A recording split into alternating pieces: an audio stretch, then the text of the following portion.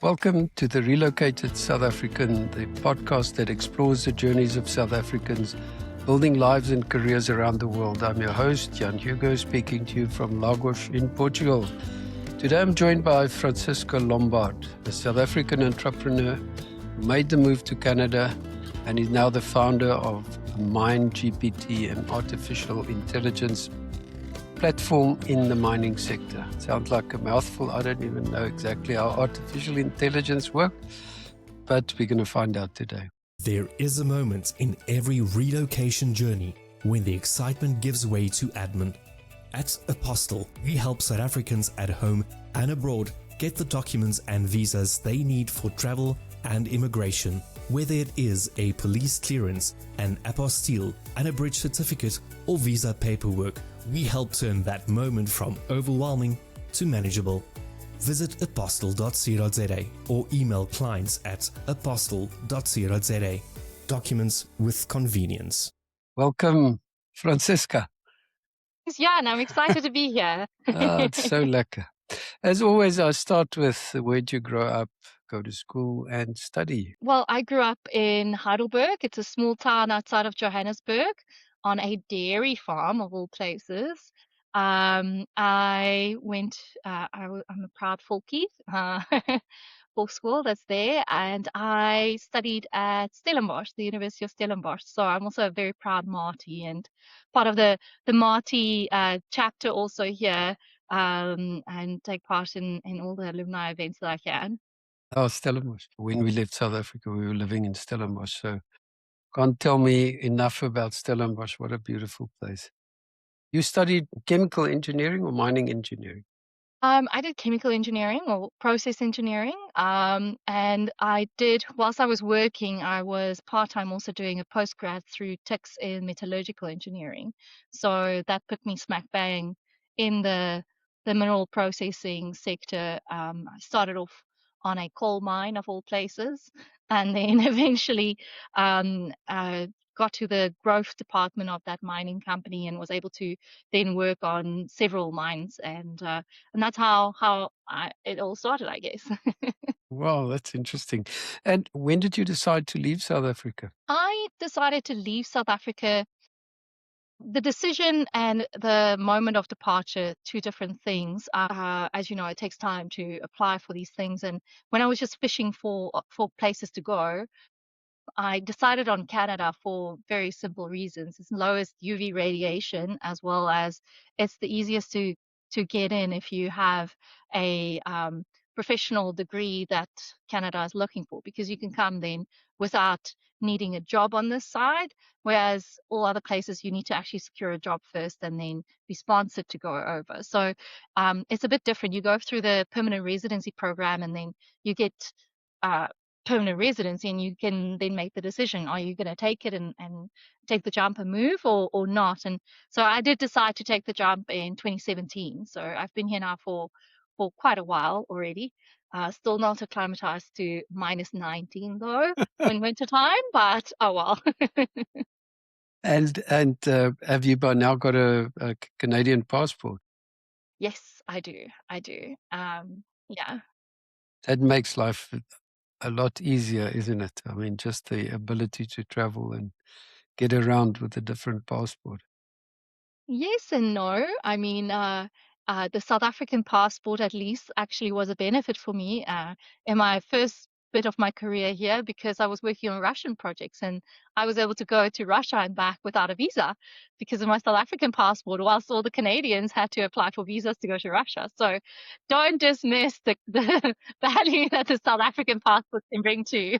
Oh, I must say, you're the first one with a positive word about the Groen Mamba. That is amazing. But I suppose, yeah, I mean, it makes sense because, and also just thinking about career-wise, Canada's got a massive mining industry. I don't think everybody knows that, but I mean, there is a massive mining industry. Well, it's true, because 46% of the global publicly listed mining companies are listed on either the Toronto Stock Exchange or the Venture Exchange. So that means that it is almost like a hub of mining, just because the asset doesn't need to be located within Canada, but if the company is registered here, it means that you have to comply to a lot of the regulations associated with it, which means there's a lot of just mining related work that happens in Canada for the whole global industry, really. Yeah, a lot of exploration starts there, isn't it, in terms of capital raising and getting going on that exchange. Yes, yes, yes, yes. The junior mining market is quite big, um, and yeah, well, I mean that's a big deal for a lot of people. They can make a lot of money, especially if you pick the right ones initially. I myself hope to in the future become a little bit more active on the junior mining investment field. Um, but yeah, for now, up to this point, I was just the one working in terms of actually compiling those regulatory forms that you have to do whenever you do exploration, to doing your resource estimate, your pre-feasibility, feasibility, etc. Hmm. And you said Canada obviously was the easier. Did you look at other locations? I did. I looked at the US, I looked at Australia, I looked at New Zealand also. So I did weigh my options up quite a lot. And again, it's just that requirement of needing to actually have a secure position somewhere is quite restrictive because not a lot, unless you win the green card lottery in the USA, which is also super hard because so many people from globally apply for that. It is hard to just get into a company, especially if you don't have somebody to vouch for you necessarily, for you to be able to then relocate to another place. Amazingly, one of the people I interviewed early on in the podcast, they actually won it from South Africa, that lottery, and she's very active on X, and she's helping a lot of these Afrikaans people that go to America with finding jobs and so on. But yeah, that was amazing. I've never heard of that before. So Wow. I always thought it was a scam. So yeah, there's one. So when you arrived in Canada, did you have a job at that time, or were you looking? No, so I was busy doing commissioning of a diamond plant in Cullinan, and I resigned from that company that I was working for, the EPCM company, came over to Canada, and 2 weeks later started working for the same company, but in Canada. They just happened to have a position open that I was perfect for. So I was just really, really lucky. Excuse my Afrikaans, but ek het met my gat in die botter geval. Daai een verstaan ek. That's amazing. And they didn't kind of know that you were coming across. It wasn't through the company, No, completely no, independently. no. So on my Or CV, it looks like I just, went from one position and took a vacation of a month, then started to another. I, I So, I think you should apply for that lottery. You could, with that kind of luck. That is amazing. And I mean, people always say, "Why did you leave South Africa? Was it a push or a pull? What was kind of behind it?" I, I, I can't say that there was one big thing that pushed me to go, that I felt like I needed to leave South Africa per se, but my brother, he passed away from cancer, and and he was not even yet 35 when that happened. So I had this feeling of, well, old age isn't guaranteed. So do you want to just play it safe, or do you want to maybe just take a chance? And I had married early, gotten a divorce early, and as I was, finalizing all of that post-divorce things, I decided, well, why not just actually just go somewhere? I never intended to make it permanent. That I never had in mind. I just wanted to just actually see more of the world, and maybe work internationally, because I always wanted to just work a little bit internationally, especially in a mining career. That can be very beneficial for your career as well. Never thinking that I'm going to end up staying here, but now I'm here, and now I'm here to stay, basically. And you're married to a Canadian now. Yes, I am. So that's why I say now I'm here to stay. Okay. And you've got a little girl, you said. Yes, yes. So um, it's beautiful. The thing is, that trying to have kids here in Canada also just changes your perspective completely, because everything that you grew up with, oh, just go play outside, that whereas mine is 19, you just Mm, can't do that. So mm, it mm. you kind of have to start getting very creative with regards to um okay, well, what do you do with kids when it's 6 months of winter? So yeah, it's a bit rough still for me. I know that I need to harden up a little bit more, but I don't think I'll ever get used to this cold ever. No, I can just imagine. And you mentioned that your family is still in South Africa. How difficult was that part of the journey of leaving family behind? I think that in all honesty, making this job, I did not realize what I was doing. Um, you you just go because you go on vacations and you come back and all of that, and you think, oh, it's nothing just to quickly go to a different country and it's easy. But then you land here and then you realize, okay, you have no support system. You can't just quickly pick up the phone and call your parents when you want to, because it's in the middle of the night. There's a 7 to 8 hour time zone difference. So whenever you are down after work, you can't just quickly pick up the phone and be like, "Hey, I just want to hear your voice," or something like that. You're just completely alone.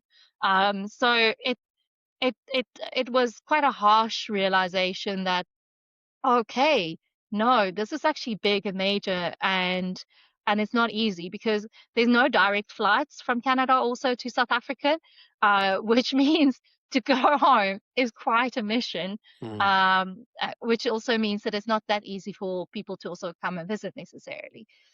So yeah, I'd say that I definitely didn't know what I was getting into. I just thought like, oh, I'm gonna have an adventure, but it's quite rough, really, being so far from family and friends, and especially being in a completely different time zone. That really makes it also hard to just catch up and stay in contact with people. Yeah, it's almost people I've spoken to, like in New Zealand, they almost have to make a specific time to talk to their family and to see them. And I Mm. can just imagine it is quite difficult. And you have your parents or family, have they been over to see you? Or Yes, but it was such a big mission just to get visas to come and visit. My dad's visa, I think it took 2.5 years for his visitor's visa to get approved. So because Canada, they go through phases where you know, everybody complains about binnelandse sake in South Africa, but you know, it's not the only place in the world where things are not necessarily uh, efficient. So listen, I think that's the one thing that we all, especially if you leave, is red tape. Red tape is just a fact of life. And I've often spoken to people in South Africa and they say, oh, we'll leave one day when this happens or that happens. And I say, it's not that easy. You can't just leave. There's a lot of stuff that has to happen, and red tape and dealing with governments and dealing with officials. There's nie vir sissies nie, absolutely. It's I mean, I have to say the family thing cuts through every conversation. People really, really miss their families. People leave for different reasons, but not having that support network, I think, is people underestimate how bad it is, especially if things go wrong, or something goes wrong in South Africa and you can't get there quickly.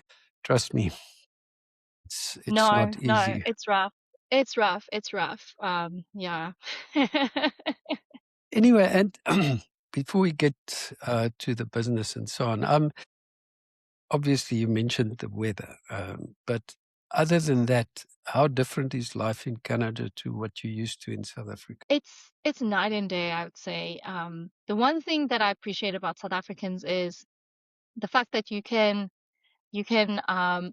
as a society, they people go out on weekends and actually enjoy themselves. There's more of a culture where people can relax and look at the more beautiful part of life. But Canada is built upon immigrants. So it means that you have the majority of the people around you all just hustling and trying to get ahead. So it's very, very busy, and it's a very fast pace, and you don't necessarily have the same type of environment where people can just have enough time to just relax, meet up with friends, go and have a coffee, and there isn't necessarily also the same amount of infrastructure for that. South Africa being a tourist hub, you don't actually appreciate just what it actually means for your own personal convenience, really, because all the touristy things that are there that are meant to attract tourists is what you also get to go and do on weekends, and you get to go and go to nice restaurants, go to nice coffee shops. Oh, just let's just quickly go and see some wild animals, etc., etc.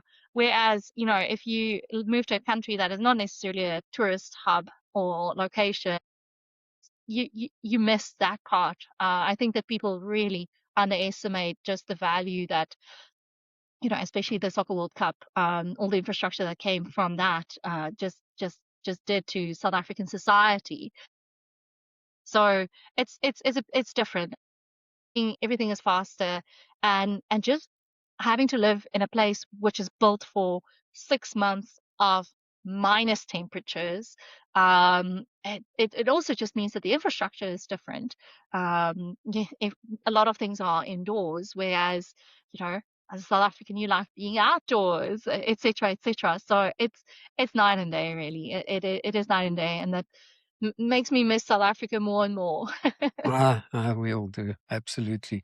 And because in South Africa, you can even be outside in winter. It's not like But that. what is winter in South Africa is what is a very beautiful spring day here. What are weekends like? So if it's now weekend, you've got a little kiddie, and you've got a very busy life, a work week. So how do you guys spend weekends? Well, in Canada, you have to spend at least one day doing your admin, cleaning your house, doing all of those things because you have to do all the work. But depending on whether or not the weather is nice, we would like to, go out and go for either a hike or something. But in wintertime, for example, you'll go with her to an indoor playground or things like that. Because yeah, at certain minus temperatures, you can only be outside for that long before it becomes dangerous, really. So weekends in itself, I think that I in the future really want to just spend more time just driving to places. But again, it's not that there are so many places to go, like in an hour's drive, as what you would find in South Africa necessarily, which is something that I really miss. But we are very blessed, though. We are within 40 minutes from what is wine country here. We are within either direction, 40 minutes from lakes, etc. So there's still beauty here. But yeah, you have to drive to get to somewhere that is nice and calm, and not hustle bustle city. Yeah, I can just imagine. And cost of living wise, how does it compare to South Africa? Oh, it it doesn't compare, really. I remember the one big mistake that I made coming here is people told me, oh no, give away your stuff and sell your stuff because it's going to be much cheaper to buy everything new on that side versus shipping it over. Biggest mistake. Honestly, everything is 10 times more expensive than anything in South Africa. And even when I speak to friends back home, they don't really understand what I mean by that, because one tomato, you go to the store, you buy one tomato, and then that costs what 2 bags of tomatoes back home would have been. But I mean, if you think about it, also in Canada, absolutely everything has to be imported because for most of the year, it's cold, so it's not like you have growing seasons, etc. So, and it's not like when there is some produce that happens in summertime, like they're just going to drop the prices. So it just consistently stays extremely high. So it's hard when you have a professional career. You work very hard. Your husband works very hard, has a professional career, yet, you know, what is considered luxury here, and we have a decent lifestyle here, is, if you look at the South African equivalent, you know, we would have been able to live in luxury there compared to what is just here. We our house is very average. We are in a very average neighborhood, yet it costs a ridiculous amount of money. That's very, very true.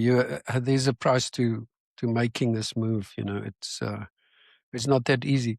Just you had your daughter in Canada, so you'll be a perfect person to talk about medical care and having a child there. And what was your experience of that? I personally am not a proponent of the free healthcare in Canada. I mean, so in Canada, it's a socialistic society. So the unfortunate thing about the public healthcare is no private healthcare is allowed at all, even here. So you don't even have an option. You go to the queue, and you are in the back of the queue, and whether or not you are a minister, or whether or not you are a street sweep, you are in the slot in the queue that you get, and then you get help whenever there's help. And because it's also all public and free, the resources get stretched quite a lot. So to give you an example, people actually they will get terminal diagnoses, but then they have to then wait a year before they can see a specialist so that they can get medication for the first time to treat that. So it's our healthcare system is crumbling, and there's nothing really that we can do about it. The hospital, and the giving birth experience. I had a friend who gave birth a day before me in South Africa. Her hospital room was so beautiful. She sent me pictures, and then mine was not clean, and it was not great. It again, I mean, it's a G7 country, but it was an awful experience, to be fair. It's so interesting because I had a lady on the podcast a while ago, and she left from Canada after 23 years to go back to South Africa. She's got a special needs child, and she said the care it's there. They give you money, but you can't get an appointment. And she went back to South Africa for that reason. She's a single mother, so that's actually quite rough to hear, I must say. Is that something that you think? I mean, if you have to think, okay, I don't want to live here anymore. Is that something that would make you leave to go back to South Africa? I mean, me and my husband have these conversations quite frequently, though he is not open to moving to South Africa, even though I'm like, okay, well, we would be able to live quite a nice life there. But yeah, that definitely is a driver. I mean, whilst pregnant, I had a black spot, and I was like, there's something wrong here. So I went to my doctor, and I had it cut out, and then it turned out that it was actually skin cancer. It was melanoma. So despite the fact that I had a melanoma diagnosis, I was not able to get in with a dermatologist anywhere at all. When I had a referral in, it got rejected twice. And well, I was sitting here, I was like, well, what am I supposed to do, really? So we did find a private skin cancer clinic where you can then go and you can pay for a scan out of pocket, and they can scan for moles, but it's you can't get in with a dermatologist even after you've now actually had a mole removed that was melanoma, and that's Wow, the great thing. that is amazing.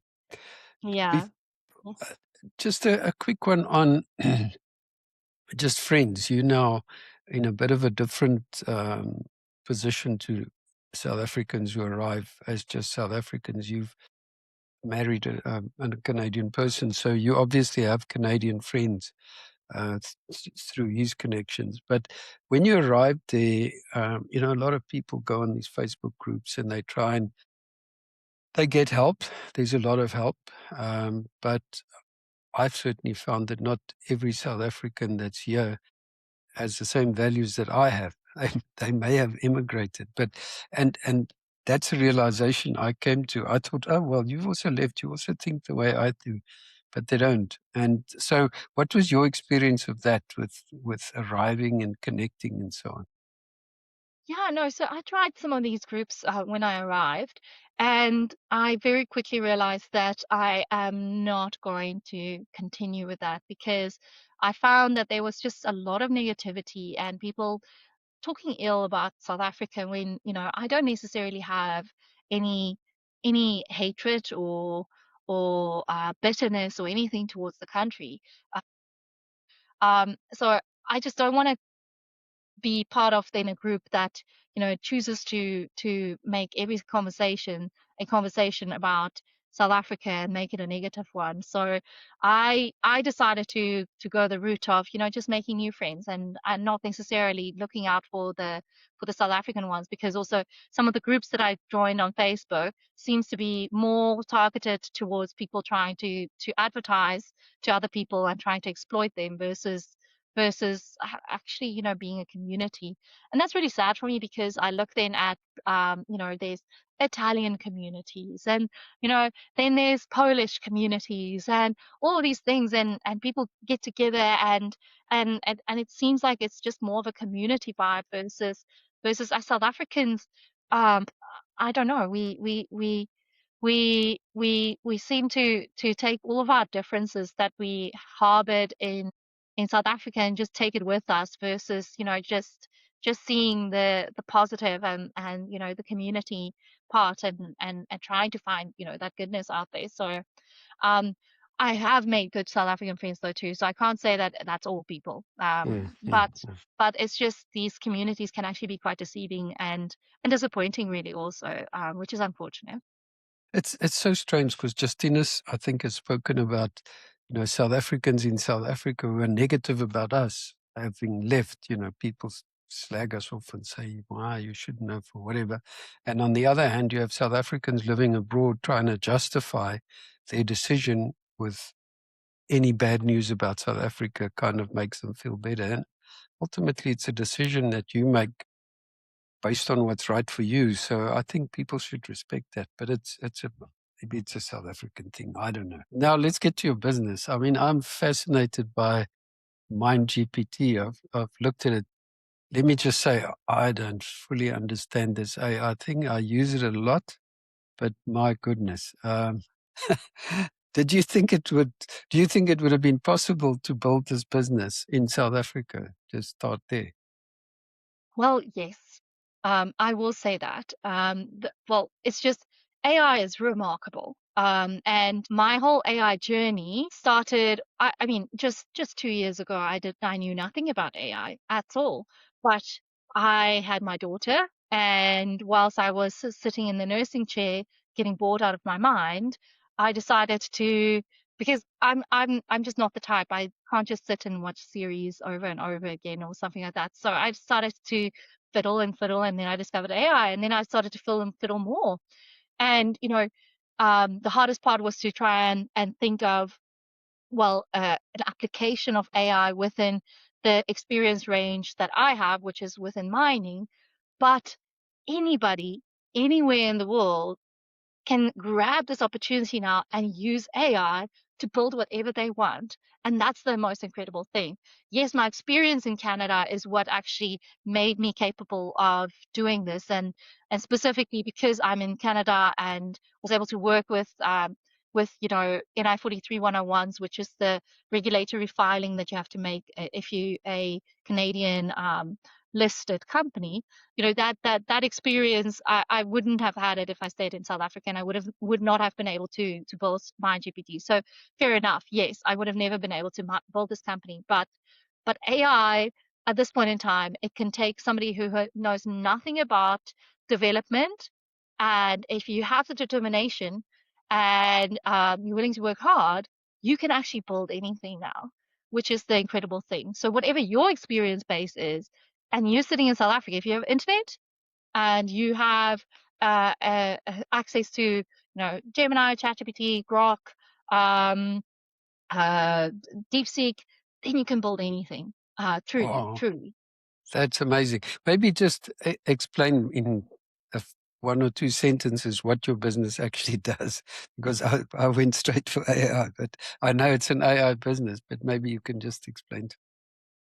Well, even in explaining it, because it's just so foreign, it still is going to sound so foreign, really, because nobody is used to this anymore, yet, sorry. So it's an agentic intelligence system for the mining industry. So what I built in simple terms is I took all of these regulatory filings that you have to file when you now do exploration, when you do build your resource model, whenever you have these different studies that you have to do as part of mining projects, massive reports get generated from that. Some reports are like 600 pages long, so it's enormous, and that it is so rich in technical data. So I took all of that and I built an AI brain that is filled with all this knowledge that is just mining industry related knowledge. And then what MindGPT is then the interface where you can then interact with that mining focused brain. It doesn't have any other junk about, recipes or how to do an oil change or, any of these things that you can get from general LLMs. It doesn't have any of that in. So that you can actually just get um, a real answer that is not hallucinated, that is very technical and focused for the mining industry when you then interact with MindGPT. Does that make Oh, sense? absolutely. It's fascinating. And in terms of clients and so on, have you already got clients in South Africa in the mining industry? I have people who are interested from the South African mining industry side. I've had some meetings with folks in the mining industry because there is some assets there. And again, people who work for a company in South Africa might have assets from all across the world, and they might be working for a Canadian listed company. I have had interest from there. I have had interest from you know Saudi Arabia, from Chile, from a couple of interesting places really, because the mining industry, what makes it so unique is the fact that it is global, and whether or not you now work for a supplier of equipment, you can be making pumps or you can be making uh, truck tires, or otherwise you can be an engineer who's has specialized for some form of a field within the mining industry, or you can even be, I was interacting the other day with environmental lawyers. It's so wide. A lot of the interest comes though from people who are also retail investors, though, especially with the Canadian, like we mentioned earlier, the Canadian indices being one of the places where people especially play with junior mining investment. And this brain that you've built, I mean, thinking of as an accountant, does if I wanted to extract a 600-page report, would it actually summarize it into can it summarize that in the and take out the essentials? Because that's obviously part of the benefit of AI. Yeah, so what makes it really unique is if you now take data and if you just take a PDF and you feed it to ChatGPT, ChatGPT will read from it top to bottom. And when it answers you, it'll give you the first relevant answer. So the first time it hits anything that is relevant to your answer, that's what it's going to provide. By loading all of this information into a brain, if you think about your brain is a neural network that fires and it has different nodes that connect and talk to each other. So when you now ask in MindGPT questions for MindGPT about a 600-page report, what it will then respond to you with is the most relevant response. And what is great is we read something that's 600 pages. I promise you, you will not remember what's on page 24 or page 50 or page 375. Yet, if you now ask it, okay, well, how about you now find for me all of the risks that are implied but not explicitly stated in this report, then it can go and do that for you.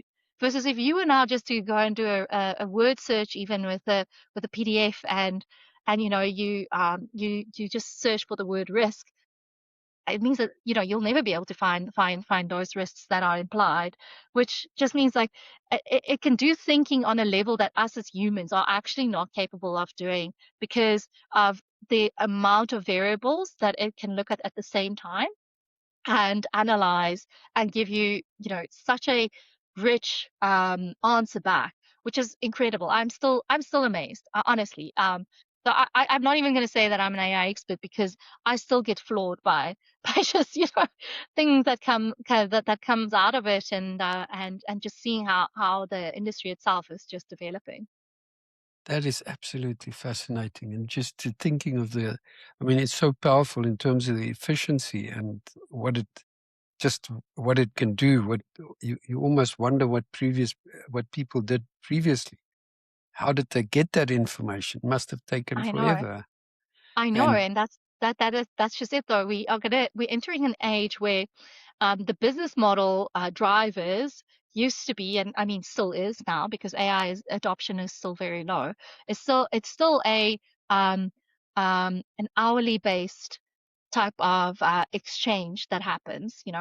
Okay, I have this question, you go and spend X amount of time to read through everything, analyze it, and then come and respond to me. And then all of these EPCM companies, their driver is to sell more hours really to people. So what is going to be interesting is to see, well, how does just work itself evolve when hourly exchange is no longer necessarily the primary driver for monetary benefit, because you can get answers that would have taken 6 weeks for somebody to work on. You can get that now in 3 minutes. So how is work, and what are gonna transform, and what are gonna be really the ways that people are gonna now you know justify their bottom line? So it's going to be interesting, because AI should not be responsible for decision making. Humans are always still going to be necessary, but using AI to actually inform those decisions that you are making, you are then able to make significantly better decisions, because you understand your risks more. You can plan for your risks better. You can optimize your capital spend, all of those things, which again, it's just an interesting age that we're then moving into, really. And the first AI adopters are going to be the people who are going to just leapfrog over others, truly. I hope you can protect your patent or whatever, because I think you're sitting on something huge here. So well done. I have to say that just sounds absolutely amazing. For an old dinosaur like me, you can imagine how it makes me nervous. But anyway, uh, just I don't talk politics, but I have to ask you this question: Are you bullish, concerned about the mining industry in South Africa? Because the things, when I was in investment banking, I see what we did in those days, and I look at what's happening now. Uh, I'm not very bullish about the industry. What's your sense? I'm always bullish on mining, though. So I'm the worst kind of person to ask, Okay. because, to be fair, I think that everything is seasonal.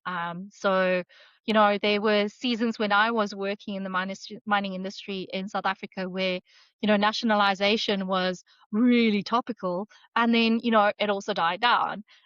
So all in all, I think I'm super, super bullish still, because South African mining, I mean, I joke always, engineers in the mining industry from South Africa is one of our best exports, just because of the amazing amount of experience and the quality of the engineering and the mining that happens there. So I'm bullish, but again, I'm very biased also. So I don't think I'm the right No, person to ask. absolutely. I mean, obviously stuff like the regulations and BE and things like that can make it quite difficult from a business perspective. It doesn't matter what kind of product you produce, whether you extract it from the ground or not. It's these things happen in South Africa, so that's probably why there are a lot of mining engineers living in Canada and all over the world because of the skills. But yeah, Yeah, but I mean, look at Chile, who, had inflation that was, in the double digits to triple digits. And the second that they just had a regime changed, mining again started to boom. And I was working on mining projects there whilst the economy was down. It was really hard doing projects there because the team that you worked with changed every 2 months because people were forced to resign and look for another job just so that they can get an increase in pay so that they can actually afford to buy food. So, if it, around the world though, you have the economy is just it's one of the levers that's a driver, but mining always persists through any of those challenges, and work always continues. And then at the second that anything changes also, then it usually just flourishes and booms. So that's why I continue saying I'm very, very bullish, because the yeah, but mineral assets in South Africa is enormous, and it's a very rich country. yeah, well, in Australia and everywhere in the world, as you say, there's opportunity. When the excitement meets the admin, Apostle is here to help. We help South Africans at home and abroad with documents and visas for travel and immigration. Visit apostle.co.za or call us on 011 083 9830. Apostle, documents with convenience. Let's get back to just some of the personal stuff. Have you been back to South Africa since you left in 2017? I have been back. I went back to do the Argus with my dad. That was one of our traditions, and he still carries that strong. And then when I started getting serious with my now husband, I took him back home to meet the family, and he asked my dad for my hand, and we got engaged there. So yeah, been blessed to go back. Need to go back again at some point in time, because my daughter hasn't seen Canada yet. Oh, sorry, South Africa yet. Yeah, But yeah. yeah, the cost of living is at this point in time just so high that it's a little bit hard to just justify trips like that at the moment. And I think it's going to get very expensive given what's happening now in the Middle East. Airline tickets are going to become pretty expensive for the next foreseeable future, I would imagine. And Yeah, yeah. just in general, I mean, this journey of yours, did you find it to be an emotional roller coaster? Have you been up and down and during the time of your immigration, of living, getting to Um, Canada uh, and living? I'd say it was a roller coaster, but also I I feel like there was also some extenuating circumstances, because COVID also happened Oh, after cool. after I moved. And even though COVID was isolating for everybody, no matter where they were, Canada had very, very strict lockdowns for close to 2 years. You weren't allowed to interact with people and move around and do things. So from that way, society as a whole basically just shut down in Canada, and it was quite isolating. Mm. Um, so I'd say, anything would be better than that. But I mean, I did also during that time meet my husband, and when you have a young family, then obviously it's just the biggest joy in the whole world. So I'd say the roller coasters that are high at this point in time. Okay. But yeah, just the moving away from family and friends is harder than what anybody what anybody necessarily can explain to you in words, before you decide to take that leap, because everybody's filled with bravado also, and Mm. things like, oh no, everything is just going to be hunky dory. I think a lot of us forget, it's easy to forget because it's already almost 6 years since COVID, but the impact that it has had on people, I mean, it's just some of, yeah, we were in South Africa, and it was terrible. But I mean, Europe was bad, everywhere was bad. So it sounds like Canada was rough. So to get through that already makes you a very resilient person. So if you have to advise a young couple or a young professional thinking about a career outside of South Africa, what would your advice be? Well, I would highly recommend it. Just leap, just do it. You can always go back. Honestly, you can, unless like me, you decide to sprout roots somewhere. But it does open your mind in so many levels, and you do just you gain a perspective that I feel any career benefits from, because your foreign experience will also add significantly to whatever organizations you join and work for and contribute to wherever you go, um, because you get to give a bit of flavor, different way of thinking of things.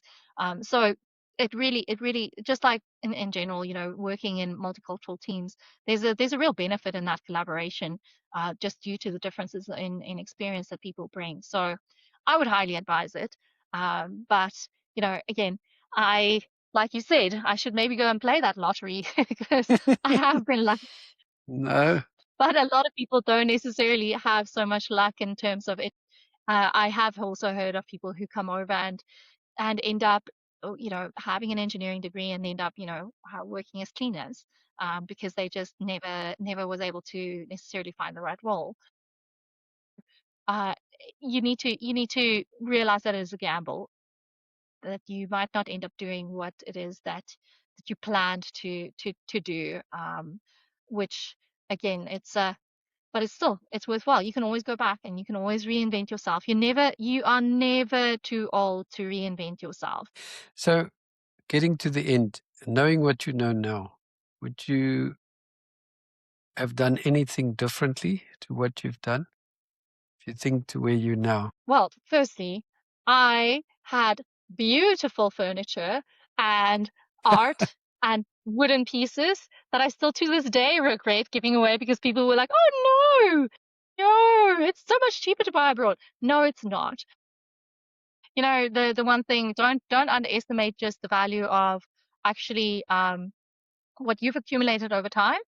You came out of university and you bought your knives and forks. And then, a year later, you bought your plate set, and you accumulate over time. You don't actually realize just the value that all your possessions, you know, are, and to try and rebuild without bringing stuff that you've accumulated over a long time. It is a bit of a big um a big challenge, or a big financial burden that you have to take on if you choose to just come and start from scratch. So don't necessarily just listen to others when it comes to things like that. It's you can wait a couple of months for something on a ship, and it makes a massive difference also if you just have something from home that just warms up your own home. Because a few pieces that I did bring over, oh man, I love them to death. I wish I brought more. But luckily when I go and visit my sister, I see a lot of the pieces though still. But it does also, leave a little bit of a bittersweet thing. But that's a little bit of a superficial answer. But other than that, I think it's just mentally, I don't think anybody can necessarily be prepared just for how big a leap it is. So just do it, because it enriches you as a person. Yeah, absolutely. It's just interesting on the furniture. A lot of people that I've spoken to have the opposite view. We had to donate a 40-foot container because when we arrived in France with all our stuff, the house was too small. We had to give it away. But anyway, so I think again, it's a personal choice, but it is really good to have some of your stuff, and it just makes it more feel like home. So I totally agree with you. Now, I mean, it's yeah. This journey is I think it just enriches you. It makes life interesting, and I think you've just shown us, what resilience can do, and building a business like this. I think we're going to hear of this business in the future. So absolutely Let's well hope. done. And thank you so much for sharing your story. If people want to find out more, I suppose they can find you on LinkedIn. And the website is MindGPT.ai. Yes, indeed. So we'll put it on the show notes. So thank you so much. Thank you for sharing, and thanks for making time to come on the show. I really appreciate it. Thanks, Jan. It was a pleasure. And thank you so much for the opportunity. So if this episode resonated with you, please consider sharing it with someone who might find it interesting. You can also find more episodes of The Relocated South African on your favorite podcast platform, or visit our website, therelocatedSouthAfrican.com. Thanks for listening, and I'll see you next time.